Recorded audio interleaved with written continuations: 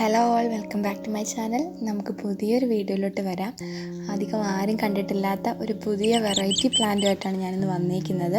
ഇതിൻ്റെ പ്ലാന്റിങ് മെത്തേഡും ഇതിനെ പറ്റിയിട്ടും ഒക്കെ ഞാൻ ഇതിനകത്ത് പറയുന്നുണ്ട്. എല്ലാവരും കാണാം.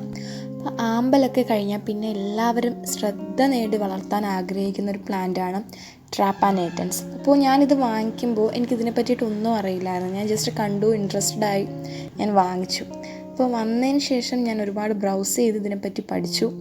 നല്ല ഈസി ആയിട്ട് നമുക്കിതിനെ പ്രൊപ്പഗേറ്റ് ചെയ്യാനും ഒക്കെ പറ്റുന്നൊരു അടിപൊളി വെറൈറ്റി പ്ലാന്റാണിത്. ഇന്ത്യയിൽ തന്നെ അപൂർവമായിട്ട് കണ്ടുവരുന്നൊരു പ്ലാന്റാണിത്. ട്രാപ്പാനേറ്റൻസ് എന്നാണ് ഇതിന് പറയുന്നത്. അല്ലെങ്കിൽ വാട്ടർ ചെസ്റ്റ്നട്ട്, ബഫലോ നട്ട് എന്നൊക്കെ വിളിപ്പേരുള്ളൊരു അടിപൊളി പ്ലാന്റാണിത്. ഒരു അക്വാട്ടിക് പ്ലാന്റാണ്. ഓക്കെ, അപ്പോൾ ഇത് കൂടുതലായിട്ടും കണ്ടുവരുന്നത് നോർത്ത് ഈസ്റ്റ് യുണൈറ്റഡ് സ്റ്റേറ്റ്സിലാണ് കണ്ടുവരുന്നത്. അപ്പോൾ ഇന്നലെ ഞാനൊരു ഗാർഡൻ വിസിറ്റ് ചെയ്തപ്പോൾ അവിടെ നിന്ന് വാങ്ങിയതാണ്. അപ്പോൾ ഇതിൻ്റെ ഫ്ലവറൊക്കെ വരുന്ന പ്ലാന്റാണ്. ഒരു മൊട്ട് നിൽപ്പുണ്ട്. അപ്പോൾ ഇത് എങ്ങനെയാണ് ഇൻഡോറിൽ പ്ലാന്റ് ചെയ്യുന്നത് എന്നാണ് ഞാൻ ഇന്നത്തെ വീഡിയോയിൽ കാണിക്കാൻ ഉദ്ദേശിക്കുന്നത്. അപ്പോൾ ഞാനിത് ബൗളിൽ നടാനാണ് ആഗ്രഹിക്കുന്നത്. കാരണം ഇനി കൂടുതലായിട്ട് ഇതിൽ നിന്ന് പ്ലാന്റ്സ് വരികയാണെങ്കിൽ മാറ്റി നടാം എന്ന രീതിക്കാണ് ഞാൻ ബൗളിൽ നടുന്നത്. അപ്പോൾ ഫസ്റ്റ് ലെയറായിട്ട് ഞാൻ ലേക്ക് സോയിലാണ് എടുക്കുന്നത്. പോട്ടിംഗ് സോയിൽ മാത്രമേ അവൈലബിൾ ആയിട്ടുള്ളൂ എങ്കിൽ അതായാലും മതി. ലേക്ക് സോയിലിൽ കുറച്ചുകൂടെ ന്യൂട്രിയൻ റിച്ച് ആയിട്ടുള്ള മണ്ണായതുകൊണ്ടാണ് ഞാൻ ഇത് ചൂസ് ചെയ്യുന്നത്. ഇപ്പോൾ സെക്കൻഡ് ലെയർ നമ്മൾ എടുക്കുന്നത് പെബിൾസും കുറച്ച് റോക്ക് സോയിലുമാണ്.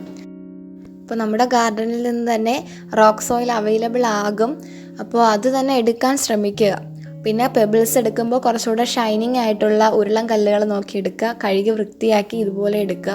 ഇനി ഉരുളൻ കല്ലുകളും കിട്ടാത്തവരാണെങ്കിൽ ബീഡ്സൊക്കെ ഉണ്ടെങ്കിൽ അതെടുത്താലും മതി. ആർട്ടിഫിഷ്യൽ സ്റ്റോൺസ് ഉപയോഗിക്കാതിരിക്കുക. ടൈലിൻ്റെ പീസോ അങ്ങനെ എന്തെങ്കിലുമൊക്കെ ആണെങ്കിലും സാരമില്ല, അതായാലും മതി. അപ്പോൾ ഒരുപാട് റെഫർ ചെയ്തതിന് ശേഷമാണ് ഞാൻ ഈ വീഡിയോ ചെയ്യുന്നത്. കാരണം യൂട്യൂബിൽ ഇന്നേ വരെ ആരും ഈ ഒരു പ്ലാന്റിങ് കെയറിനെ പറ്റിയിട്ട് വീഡിയോ ചെയ്തിട്ടില്ല. അപ്പോൾ എല്ലാവരും കണ്ട് മനസ്സിലാക്കിയതിന് ശേഷം മാത്രം ഇങ്ങനൊരു പ്ലാന്റ് പർച്ചേസ് ചെയ്യുക. സെക്കൻഡ് ലെയറായിട്ട് ഞാൻ ഈ റോക്ക് സോയിൽ ആഡ് ചെയ്യുന്നുണ്ട്. അപ്പോൾ സത്യം പറയുകയാണെങ്കിൽ ഈ റോക്ക് സോയിലും പെബിൾസും ഒന്നും ഈ പ്ലാന്റിൻ്റെ ഫിക്സേഷന് വേണ്ടിയിട്ടല്ല. പ്ലാന്റ് ഇതിൽ നിന്ന് ന്യൂട്രിയൻസ് റൂട്ട്സ് വഴി അബ്സോർബ് ചെയ്തെടുക്കും. പിന്നീട് പ്ലാന്റ് തന്നെ സ്വന്തമായിട്ട് പോയി അത് മണ്ണിലേക്ക് ഇറങ്ങി അവിടെ നിന്ന് ഗ്രോ ആവുകയാണ്. നമ്മൾ ജസ്റ്റ് വെള്ളത്തിൽ ഫ്ലോട്ട് ചെയ്യാൻ അനുവദിക്കുകയാണ് ചെയ്യുന്നത് ആ പ്ലാന്റിനെ. അപ്പോൾ 3 ലെയർ കൂടെ കഴിഞ്ഞിട്ടുണ്ടെങ്കിൽ നമുക്ക് വാട്ടർ ആഡ് ചെയ്ത് കൊടുക്കാം. വാട്ടർ ആഡ് ചെയ്യുന്ന സമയത്ത് ഈ ഒരു ലെയറിന് കേടുപാട് വരാത്ത രീതിയിൽ വാട്ടർ ആഡ് ചെയ്ത് കൊടുക്കണം. പിന്നെ ഈ ഒരു വാട്ടർ ചെസ്റ്റ്നട്ട് പ്ലാന്റ് ഇത് പ്ലാന്റ് നഴ്സറികളിലൊക്കെ അവൈലബിൾ ആകും. ഞാൻ നോക്കിയിട്ട് എന്തെങ്കിലും എനിക്ക് കിട്ടുവാണെങ്കിൽ ഞാൻ അതിൻ്റെ ഒരു ലിങ്ക് ഇതിനകത്ത് പോസ്റ്റ് ചെയ്തേക്കാം, ഈ പ്ലാന്റ് അവൈലബിൾ ആകുന്ന സൈറ്റ് ഉണ്ടെങ്കിൽ. പിന്നെ എന്താ പറയുക, ഇതിനകത്ത് നമ്മൾ ഇത് ഇൻഡോർ വെക്കുന്നത് കൊണ്ടാണ് ഈ ഒരു മെത്തേഡിൽ നടന്നത്. സാധാരണഗതിയിൽ ഗപ്പി പോണ്ടിലൊക്കെ ഇടുന്നവരാണെങ്കിൽ ഇഷ്ടംപോലെ ചാണകമൊക്കെ കലക്കി വെള്ളം ഒഴിച്ചു കൊടുക്കേണ്ടി വരും.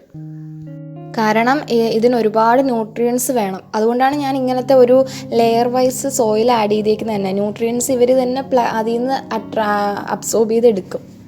പിന്നെ സൺലൈറ്റൊക്കെ ഒരുപാട് ഇഷ്ടമുള്ള പ്ലാന്റ് കൂടിയാണിത്.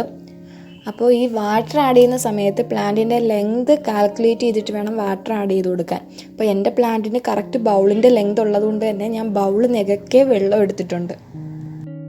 വെള്ളത്തിന് മുകളിൽ ഇങ്ങനെ കിടക്കുന്ന കാണാൻ തന്നെ നല്ലൊരു ഭംഗിയാണ്. അത്തപ്പൂക്കളം ഇട്ടണക്ക് ഇലകൾ ഇങ്ങനെ വിരിഞ്ഞ് കിടക്കുന്നത്. ഇനി ഇത് ഫ്ലവറും കൂടെ വന്നാൽ അതീന്ന് മനോഹരമായിരിക്കും.